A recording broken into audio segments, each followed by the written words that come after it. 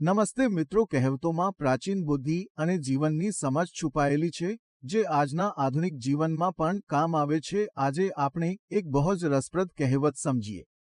ઉલમાંથી ચૂલમાં પડ્યા. ચાલો એની અર્થ અને ઉદાહરણો સાથે સમજીએ.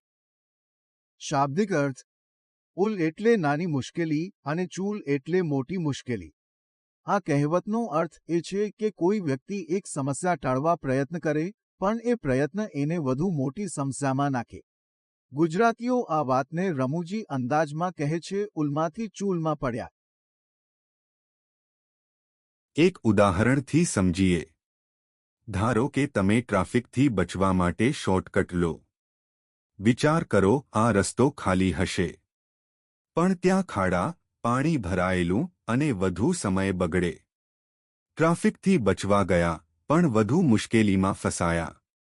આ કહેવત એ જ પરિસ્થિતિને સમજાવે છે. બીજું ઉદાહરણ લઈએ. કોઈ વિદ્યાર્થી મુશ્કેલ વિષય ટાળવા માટે સરળ વિષય પસંદ કરે. પણ એ વિષયમાં પ્રોજેક્ટ એટલો મોટો હોય કે આખો સમય એમાં જ જાય. મુશ્કેલી ટાળવા ગયા, પણ વધુ મોટી મુશ્કેલીમાં ફસાયા. ગુજરાતી કહેવતો માણસને હકીકત બતાવે છે, પણ હળવાશથી. આ કહેવત આપણને યાદ અપાવે છે કે સમસ્યાથી ભાગવું હંમેશા ઉકેલ નથી. ક્યારેક એ ભાગવું વધુ મુશ્કેલી લાવે. આ કહેવત આજના સમયમાં પણ સાચી પડે છે. Career decisions, investments, relationships.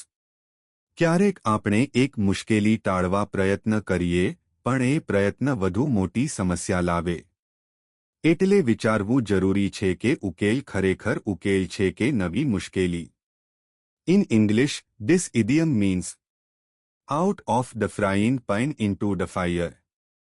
Avoiding one problem only to fall into a bigger one. શું તમે ક્યારે ઉલમાંથી નીકળી ચૂલમાં પડ્યા છો? તમારો અનુભવ કોમેન્ટમાં લખજો. જો તમને આવી કહેવતો ગમે તો ચેનલને સબસ્ક્રાઇબ કરજો.